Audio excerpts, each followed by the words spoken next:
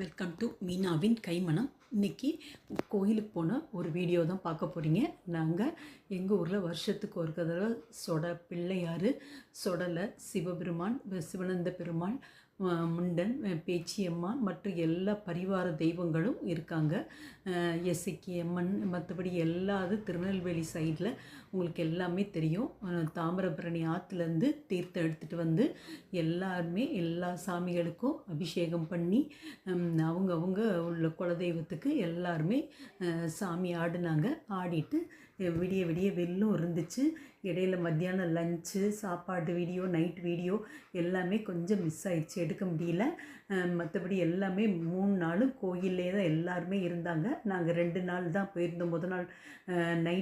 முத நாள் போயிருந்துட்டு நைட்டு ஃபுல்லாக இருந்துட்டு மறுநாள் வந்தோம். நாங்கள் காலையில் அதிகாலையில் 3-4 மணிக்கு எல்லோரும் பொங்கல் வச்சு படைச்சாங்க. நல்லா ஆற்றுல தண்ணி போகுது.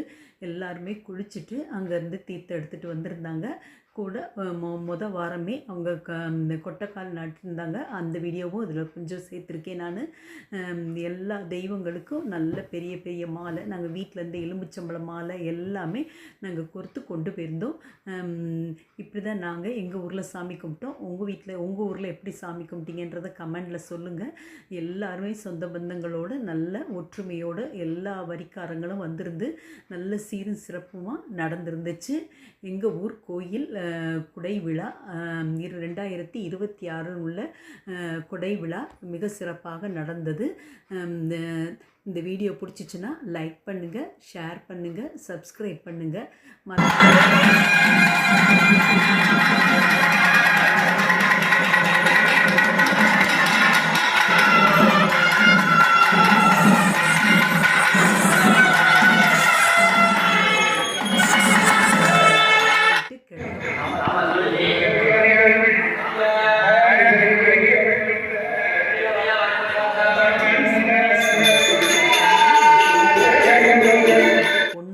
தாத்தா கூட வில்லு படிச்சிருந்துச்சு. அதுவும் கேட்குறதுக்கு நல்ல பழைய எல்லாருடைய சாமிகளோட கதைகளையும் அந்த குழந்தைங்க சொல்லி நல்ல இது பண்ணாங்க.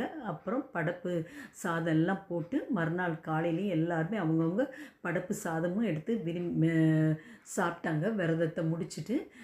இந்த மாதிரி தான் நாங்கள் எங்கள் ஊரில் சாமி கும்பிட்டோம். உங்கள் ஊரில் எப்படின்னு சொல்லுங்கள். தேங்க்ஸ் ஃபார் வாட்சிங்.